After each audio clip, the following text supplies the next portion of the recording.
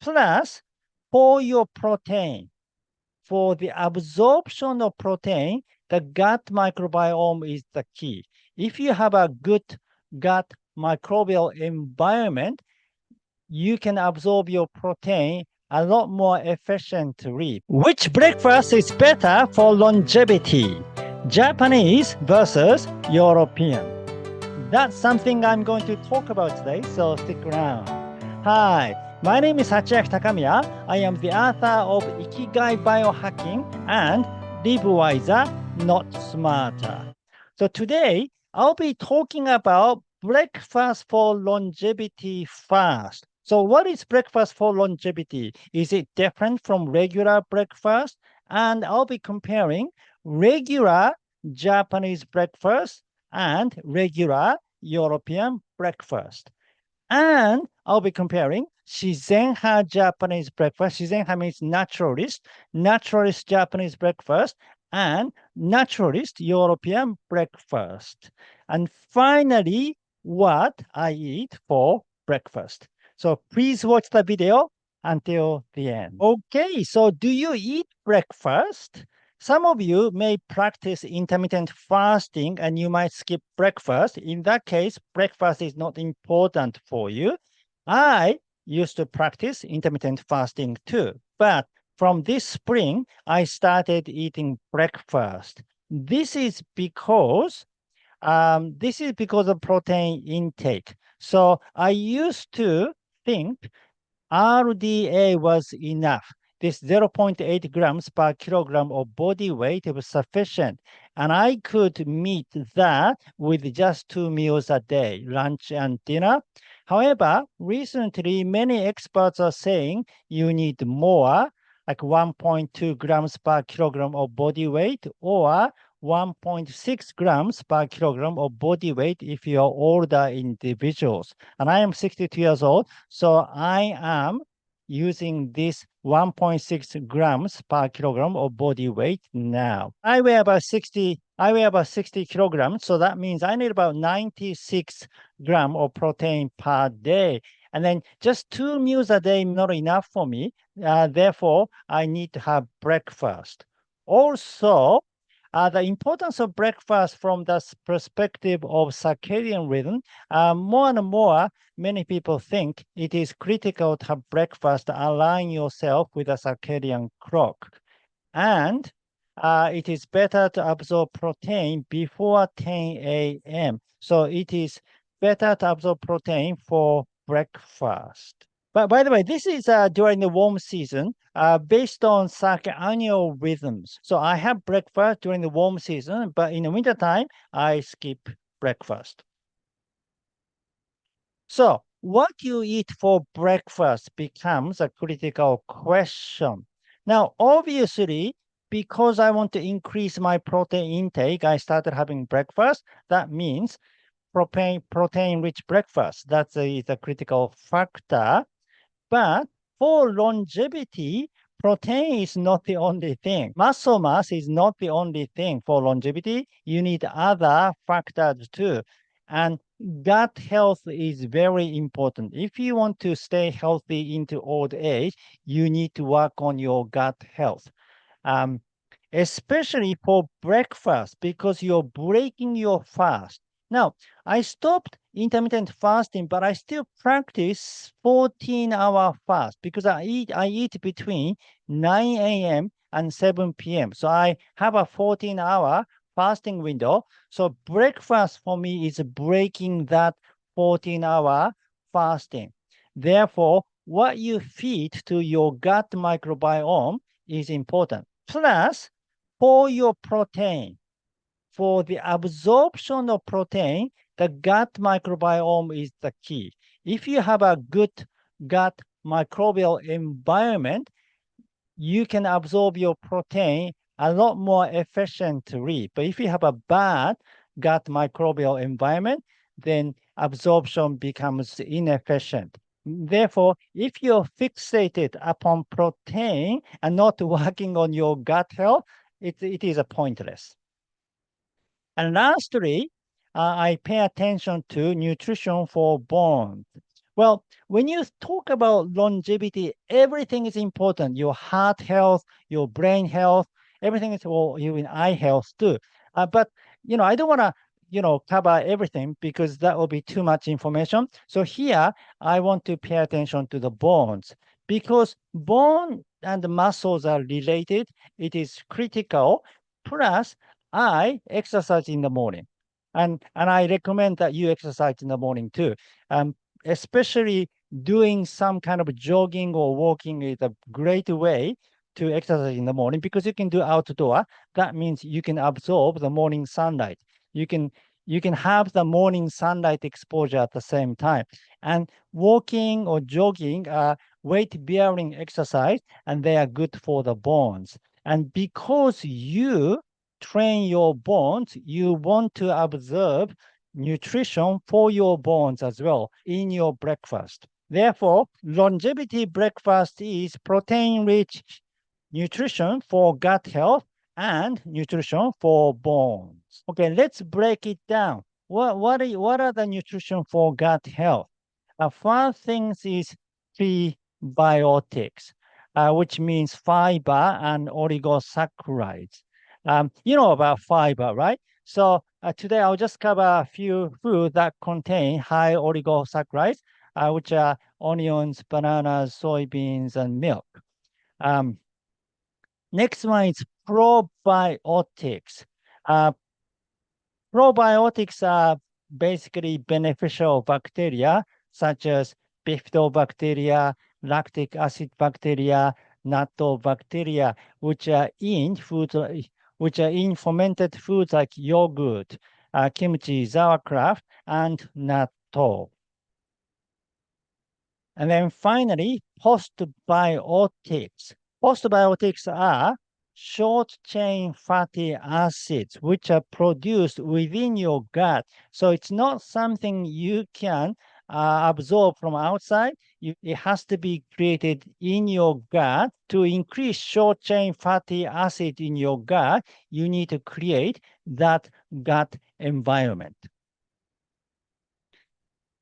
So I talked about this bacterial relay before. So here, propionic acid, acetic acid, and butyrate, those are the short chain fatty acids. They are all created within the gut. To do that, you need first prebiotics, fiber, and oligosaccharides, and then you need some probiotics, Natto-bacteria, lactic acid bacteria, and bifidobacteria. And then first Natto-bacteria, as a first runner, break fiber and oligosaccharides down into sugar, and then lactic acid bacteria, bifidobacteria break sugar down to lactic acid and acetic acid. And then propionic acid bacteria uses the lactic acid to produce propionic acid.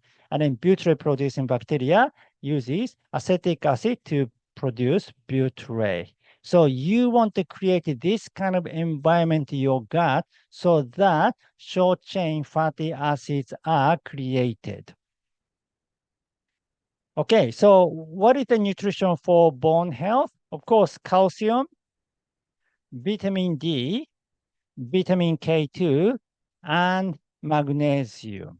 So, which is better for longevity, Japanese breakfast or European breakfast?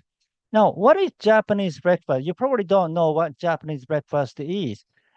Japanese breakfast is usually in the form of ichiju sansai. That means one soup and three side dishes. Usually a bowl of miso soup, a bowl of rice, one pickle dish, and then three side dishes. And those side dishes for breakfast are often protein dish. So we have a salmon, eggs, and natto. That's a typical Japanese breakfast. Now, for European breakfast, there are so many different kinds of breakfast in Europe, right? Depending on the country and even within the country, some people have a different type of breakfast. So let's take a look at English breakfast, for example. So you have some bacon, sausages, eggs.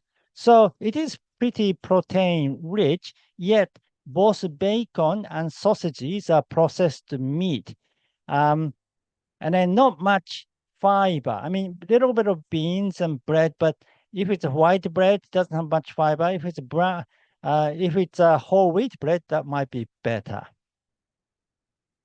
And then how about French breakfast? So you have a croissant and chocolate. Croissant chocolate is a very sweet. So a lot of carb and sweet, not good to put as a fast breaking food. And plus fruit juice is a kind of amount of sugar is high if it is a juice format.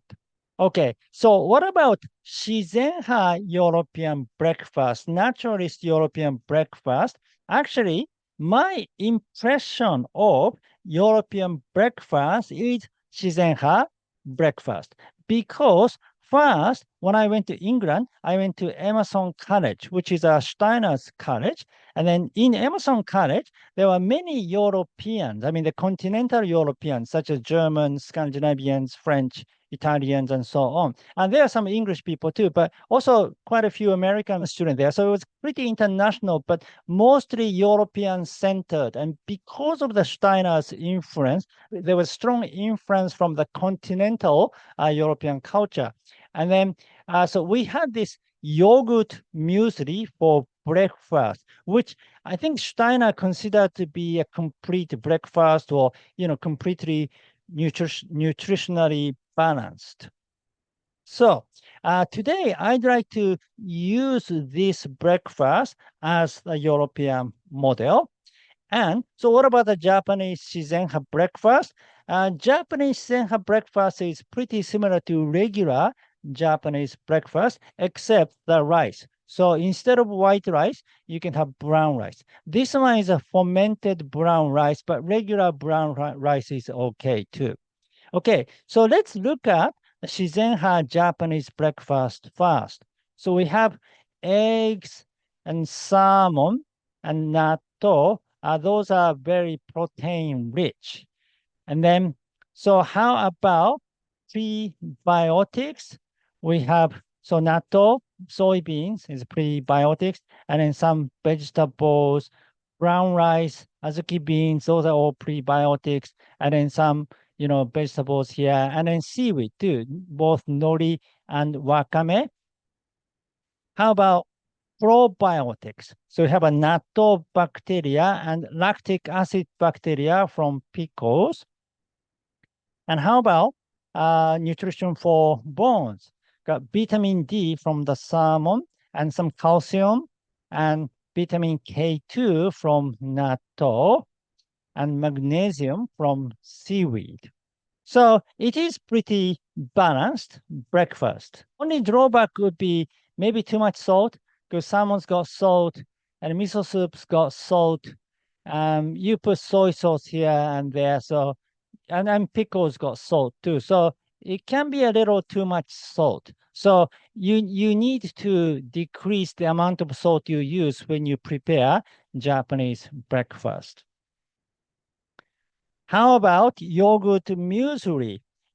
It is protein rich because you've got yogurt and a lot of nuts, almond nuts, and some other nuts and seeds, pumpkin seeds, sunflower seeds, and so on. And then how about prebiotics? We've got a lot of nuts and seeds and grains, whole grains such as oats. Oats are fantastic feed for butyrate producing bacteria. And how about probiotics? We've got bifidobacteria and lactic acid bacteria from yogurt. And how about the bone? So a lot of magnesium from all the nuts and seeds, calcium from yogurt, not so much vitamin K2, and not so much of vitamin D. But if you add eggs, then you have a vitamin D from egg yolk.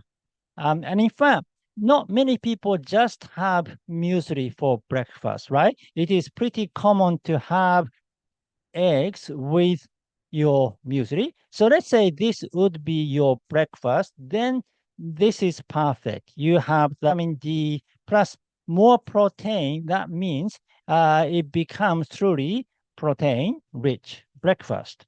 To sum up, Japanese breakfast, the protein-rich and prebiotic-rich, probiotic-rich, lactic acid bacteria and natto bacteria, bone boosting. And for the European breakfast, protein-rich, prebiotic-rich, probiotic-rich, bifidobacteria and lactic acid bacteria, and bone boosting. Now, so the difference is in the European breakfast, to complete that bacterial relay, you have a first runner missing. And then Japanese one, you have the first runner and the second runner, but you don't have the bifidobacteria. The other difference is it is quite difficult to prepare. For the Japanese breakfast, it is quite difficult to prepare. It takes time to prepare. And maybe you can do that for lunch and dinner, but for breakfast, you don't have much time in the morning. Plus, if you work out in the morning, if you go morning jogging and things, you don't want to spend too much time in your kitchen. Therefore, it is better to be able to prepare your breakfast easily. So in that sense, European breakfast may be more practical. As I say, Japanese breakfast can be a little too salty. So I would say European breakfast is the winner in this case. Yeah, I think the last point, easy to prepare is most important because you do it every morning. So doability is critical. If it's very difficult to prepare, then you may not be able to continue doing it. Okay. So what do I have for breakfast? I don't have Japanese breakfast. I have the European breakfast. I have yogurt muesli, but I eat natto as well. So first thing I have is natto salad. This is a fiber-rich natto salad with hijiki. Hijiki is a seaweed. And then, so of course, soybeans and hemp seeds and a lot of fresh vegetables. It is good. Then I have yogurt muesli. Now, this order is critical. Because I have natto salad first, I have something in my stomach by the time I eat yogurt. Thing about bifidobacteria is it is not strong. So when you have the stomach acid, which is very hot, many of the bifidobacteria are destroyed. Therefore, it is always better to have yogurt after eating something. So in other words, do not eat yogurt on an empty stomach. So by eating natto salad first, it adds another bacteria, natto bacteria, to complete the bacterial relay. Also helps absorb bifidobacteria, helps send more bifidobacteria to your gut by having some food beforehand. For details, please read the book, chapter 3, of course, but also chapter 9, my 80% optimal biohacking routine. I talk about exactly what I eat for breakfast and also my morning exercise as well. What I do for my morning exercise, because breakfast and exercise are connected. The reason why you have this sort of breakfast is because of your exercise. And the fact that I do the morning sunlight exposure, that is additional vitamin D. So in some ways, you don't need so much vitamin D in your breakfast if you do the morning sunlight exposure in the morning anyway. So anyway, to understand the things holistically, please read the book. Thank you. Okay, that's it for today. Thank you for watching. Again, my name is Hachiaki Takamiya, the author of Live Wiser, Not Smarter. If you like this video, please give me your thumb up and subscribe to the channel. Thank you. And please leave your comment. What do you have for your breakfast? Thank you. Well, I will see you in the next video. Live with your ikigai!